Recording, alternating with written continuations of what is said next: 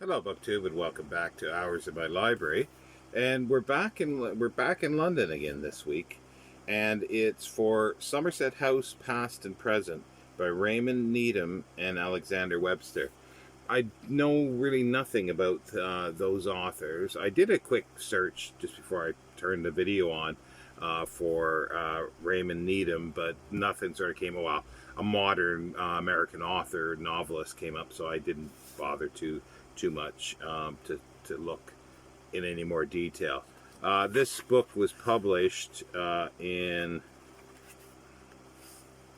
Let's get the tissue paper moved if I can. It's hard sometimes. 1905 by T. Fisher Unwin, Paternoster Square, London. Again, like last week, I just love the red on the title page. And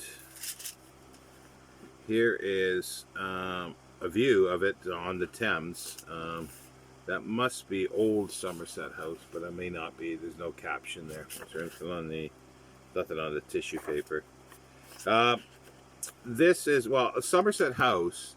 The current building, the pile that's there, is a Georgian building.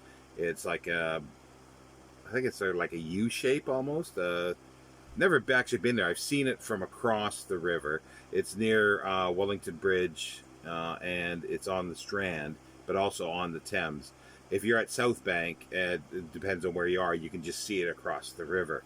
That's the closest, really. Well, no, I've probably been by it in the front because I've been on the Strand, but I don't remember it specifically. But I really like this, the gold embossed of it. And the original house was a palace for the Duke of Somerset, I think it was. And then in the Georgian period, it was rebuilt, and like the Society of Antiquaries were there, all sorts of societies. Today, I think it's just an arts center, I believe. Um, but this book here goes through the history with lots and lots of detail.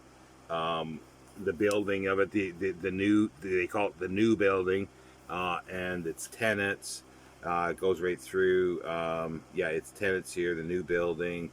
Um, Talks about the original building that was there as well under the Stuarts and so forth. Duke of Somerset, a biographical sketch of the Duke of Somerset. And this is the Protector Somerset from an engraving by H. Meyer after the picture of Longleat.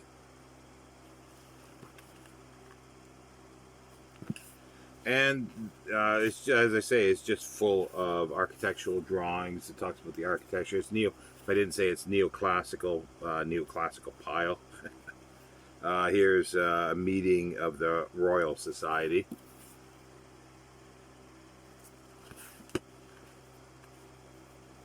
And as I say, there's more details of architectural details throughout, which is kind of cool.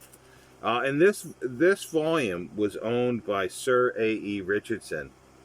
As you can see there, I've got quite a few books from his library. I can't remember when he was born, but he died in 1964. He not too far from here, like less than 15-20 miles from where I live. Uh, he was a Georgian architectural historian. He taught, I think, at the University of London, or at least at some point. And yeah, he was interested in a lot of, well, mainly Georgian architecture, and in the house that he owned and lived in with his library in Ampthill was a Georgian house. This has sort of it's a bit tarnished. You can't really see. Oh, there you go. That's gold, and on the spine as well.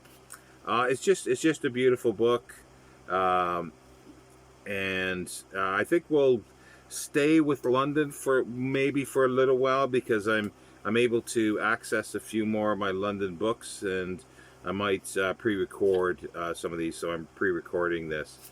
Um, Looks like I could have paid £3 for it, but there's Richardson's name, A.E. Richardson. So it's really nice. There is some foxing on it, but it's try to see if there's any other illustrations that are worth looking at. Oh, there we go. There you got the King's College. Yeah, so there's another book. It's got a bit of a cock to it that sometime I'll rectify, but I'm not too concerned at the moment. Because every time you do, you correct it, it loosens the binding a little bit. Probably wait till I spend more time reading it than I have before I do that. Anyway, take care, BookTube, and I'll see you next time.